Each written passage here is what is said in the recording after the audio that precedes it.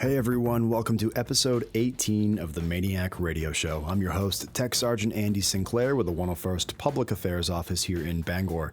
I hope you all had an awesome post-holiday drill weekend. Maybe some training, maybe some out-processing for a new school, or maybe some awesome CBTs that just blew your mind with knowledge. Knowledge that you will hold on to for the rest of your life, and you owe it all to that invigorating CBT. We have a lot to cover in this episode, including an interview with Master Sergeant Hillman from the Age Shop. He has a pretty outstanding story that I think that we would all benefit from by listening to, in which his shop exemplified the meaning of service before self. In fact, the story resulted in the Age Shop receiving Team of the Quarter, if that tells you anything. So he's going to stop by here in a few minutes so we can chat. As always, there is a fresh new MAINEiac fact for you in the not-so-distant future, as well as an update of what's going on around the wing that you should know about. But I think Sergeant Hillman just got here, so let's bring him in.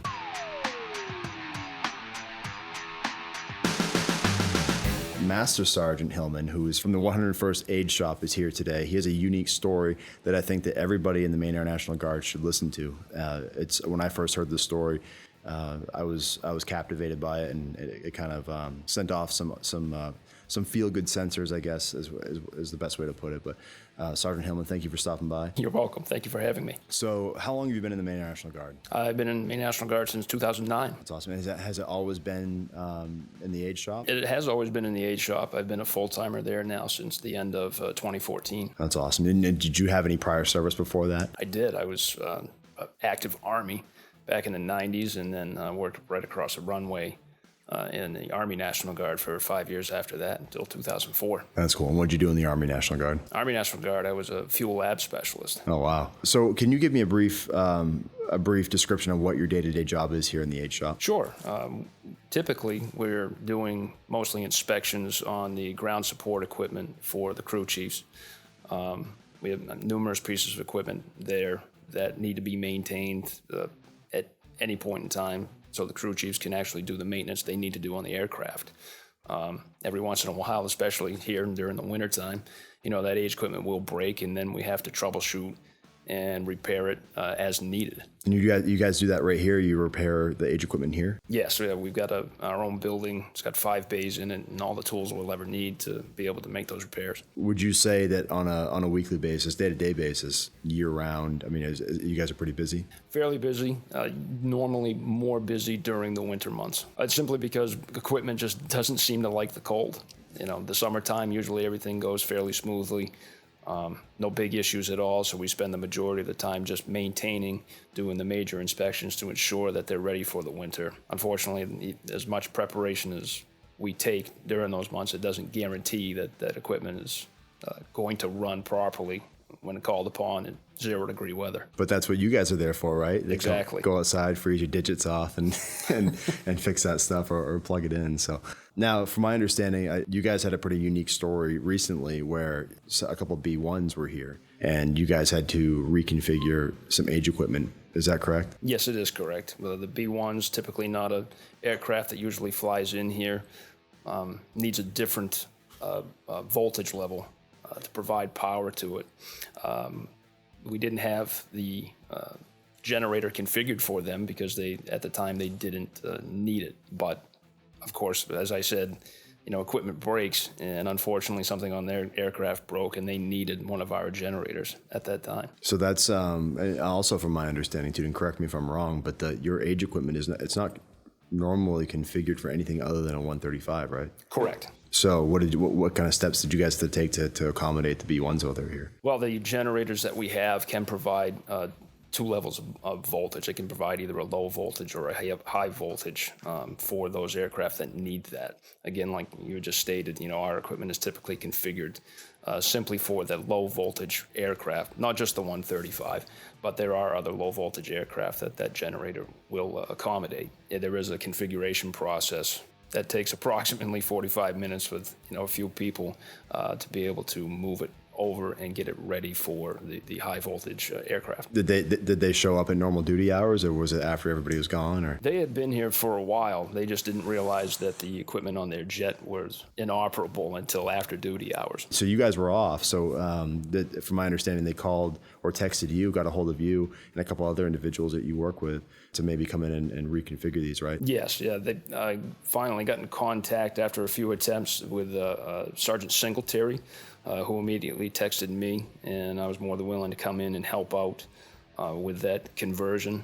Just so happens that Senior Master Sergeant McDonald was already there, kind of coordinating everything, and Tech Sergeant Reggie Dorr also just happened to show up at the same time. So we had 4 of us working on it all at once. That's cool. That's awesome. So why did you come in? I mean, did they slip you $100 bill, or was it just out of the kindness of your heart? No, absolutely not. I mean, it's just a sense of duty. I take pride in the uniform that I wear, and I understand that there's a greater mission, and it has to continue, and it may or may not happen during normal duty hours, and I'm perfectly okay with that. Was it even a question in your mind? I mean, how did that play out for you? No, it wasn't a question in my mind. I mean, I'm fairly close to the base. It's only a 6-mile ride.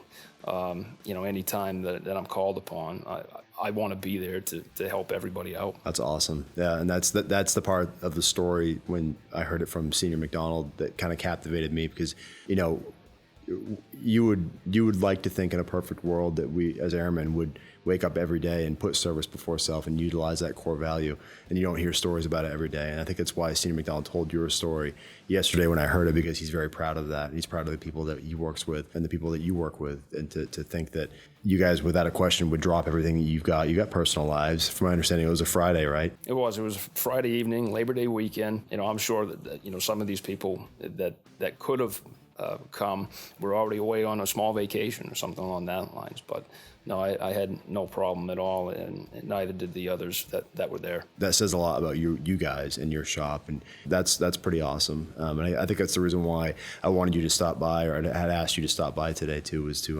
kind of talk about that and find out, I guess, maybe a little bit from your perspective, from your point of view, why it is that drives you the way it does. And you've already kind of touched on that a little bit by saying it's a sense of duty and pride when you wear the uniform. It's good to get reblued every once in a while, and hearing stories like yours and your shops definitely does reblue everybody. All in all, getting back to the story, how long did it take from start to finish to reconfigure and then reconfigure back after when it was all said and done? Yeah, like I said, it took us about 45 minutes to get the piece of equipment configured to the voltage that the B-1 needed.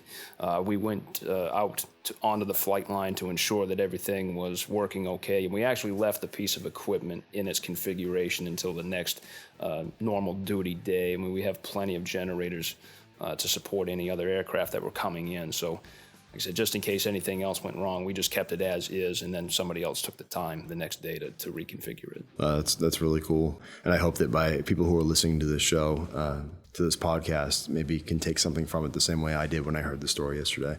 I think it's awesome. What's your viewpoint on being a high-speed NCO and doing the things that you do? And what you think the way you think, which is the way we all should think sometimes when it comes to putting the uniform on and exercising service before self.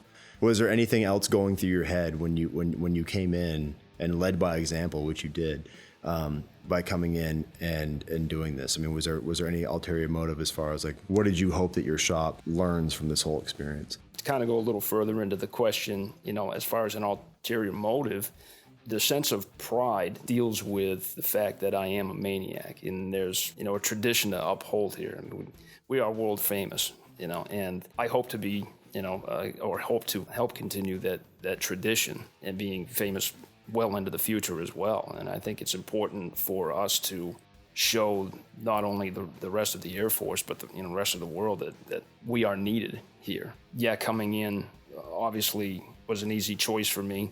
Setting the example, I think, is an important part of any NCO's day-to-day actions. And I do hope that the lower enlisted or those that are following any NCO can look up and say, that's what I'm supposed to be like.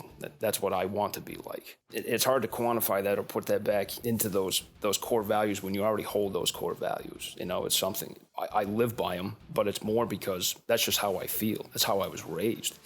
when somebody asked me to come in to do a little extra work, yeah, no problem at all. I have no problem with that, because I understand that, again, we are part of a bigger picture, and these people are relying on us to complete their mission. So, yeah, I want to be part of that. And I guess that's kind of, and you put it way better than I did. I guess that's kind of what I was getting at, was that, and hearing what you just said, is that it's more of the way you think and the way you acted and the way your coworkers thought and acted, to come in selflessly and work on this age equipment to get it configured, to complete the mission, to continue the mission. It's not about, that's the way you should think, and that's the way you're being told to think. That's the way you do think automatically, and that's why it was seamless. And that's why it seemed so smooth, because there's no resistance. It wasn't even a question. You guys came in and did it, and I think that's why everyone is captivated by that story.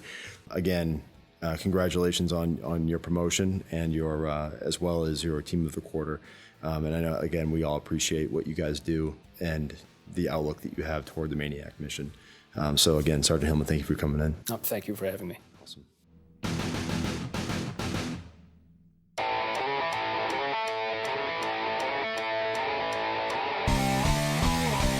Okay, so earlier I said that we have a lot to cover in this episode, and we do, so let's jump into all of the good stuff. Lieutenant Colonel Netto recently received his Inspector General badge, which for those of you who don't know is an outstanding accomplishment. He just completed the Inspector General school, and now he has a new title. I'm not entirely sure what that title is, but I'm sure it's something to the effect of Skilled Inspector General, Analysis Coordinator, Craftsman, Professional. I'm sure it's not that lengthy, but you know how the Air Force likes its technical terms. But either way, congratulations, Colonel Netto, on your outstanding accomplishment, and we look forward to having you as our new Wing Inspector General.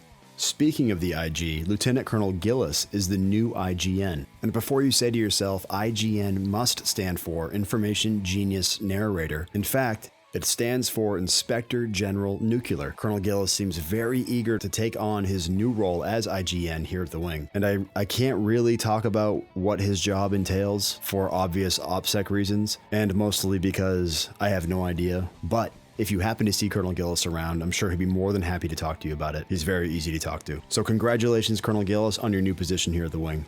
Also relatively new to our wing, she's been here for a little while, is our new financial advisor. She's helped numerous MAINEiacs on their banking, taxes, and even mileage when it comes to traveling to and from the wing. If you have any questions whatsoever, or you want to speak to her or talk to her, she also is very easy to talk to. So contact your supervisor to get her contact information if you don't already have it. But if you have any questions whatsoever, I highly recommend you talk to her. Also, if you didn't already know, the MAINEiacs have an outstanding reputation worldwide. We've been to all corners of the globe. Everybody in the military recognizes our patch, and we are an outstanding refueling unit that exercises a tradition of excellence, teamwork, and commitment to the mission. But this month, there's one more thing that we will be able to add to our MAINEiac legacy, and that's the 2017 inauguration.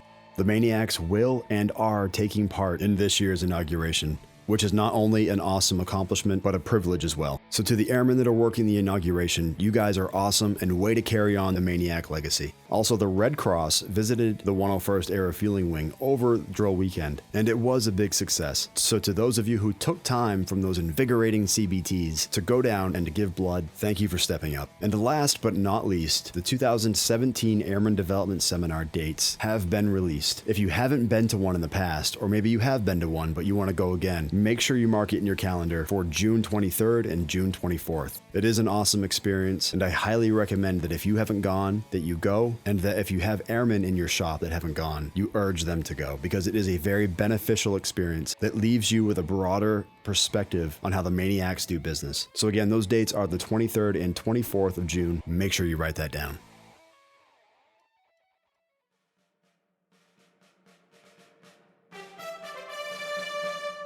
And it's that time again, everybody, for your MAINEiac Fact. Today's MAINEiac Fact is brought to you by the 101st Cyber Transport Systems, who provide communication through connection. A vast global communications network is one of the many things that makes us the most powerful air force on the planet. Making sure the underlying infrastructure of this network is operating properly is the responsibility of cyber transport system specialists. Whether it's repairing a network hub at a stateside base or installing fiber optic cable at a forward installation overseas, these experts keep our communication systems up and running and play an integral role in our continuing success. For more information on how you can become a cyber transport systems specialist, contact your local recruiter. And here is your MAINEiac fact. The year is 1986, and back then, brigadier generals completed what is known as the Brigadier General Orientation Course, or better known as the Charm School. Included in the curriculum is a tour of bases representing major air commands, and this includes a visit to Lackland Air Force Base in Texas, the gateway to the Air Force. While at Lackland, the new generals have an opportunity to meet with basic trainees and later to accompany them through the Confidence Course, also known as the Obstacle Course. In 1986, Brigadier General Roy C. Martin was captured on film during his tour at Lackland Air Force Base and running through the Obstacle Course with basic trainees. For the most part, General Martin kept up with all of the new airmen as they challenged their bodies both physically and mentally. It wasn't until the monkey bars when Brigadier General Martin splashed into the pool below. Oh no! But if you ask me, that's pretty awesome that a brigadier general was able to keep up with these new airmen as well as he did. And it's just one more piece of MAINEiac history that adds to the solid foundation that is the MAINEiacs.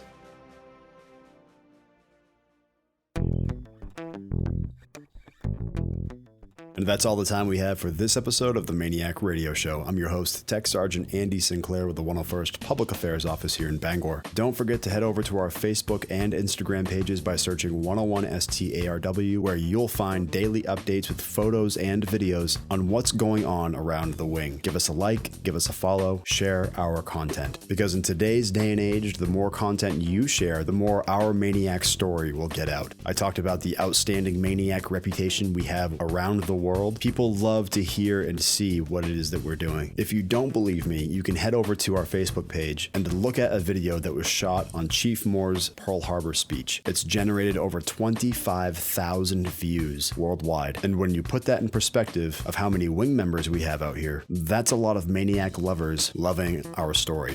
With love. So if you're not already following or you haven't already liked our social media pages, make sure you head over to Instagram and Facebook and search 101STARW. And while you're at it, make sure you hit up the official Vice Wing Commander's Facebook and Instagram by searching CV.101ARW. You'll find different content on his pages with photos he's taken. He has some awesome content, so make sure you go over there and check him out. Again, that's CV.101ARW. But that's it. That's all the content we have. And until next time, so long. And just like our MAINEiacs here in the Age Shop, don't forget to be awesome. See you later.